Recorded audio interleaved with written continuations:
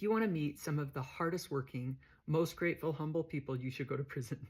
I know that sounds crazy, but I'll give you an example. So I met Macy on her first day in prison. I was working, I'd been there for 2 years in the CRC, which is where people build resumes and we taught classes.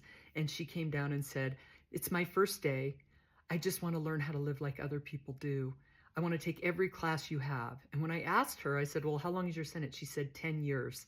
I said, "Honey, you have plenty of time to take our classes. Let's go find you a job and a room." So Macy and I became close friends, and I found out that she actually grew up about 30 minutes from where I grew up, but had a completely different life. Her mom and dad were both addicted to heroin.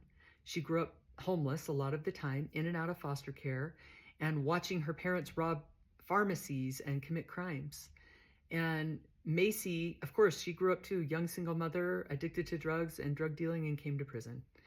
So I remember one time when we were in prison, we were sitting in the kitchen together and we were kind of arguing. I don't know if it was arguing, but we were disagreeing. And Macy looks at me and she goes, "Hey, Porsche, let's just both be right."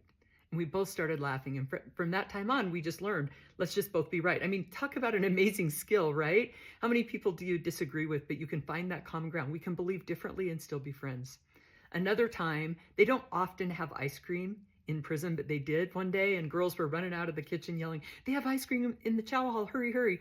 So Macy and I take off to go into the kitchen, and I knew how much Macy loved ice cream. So I start looking around to see if anybody's gonna give up their ice cream. I ask like 3 girls, "Hey, are you gonna eat your ice cream?"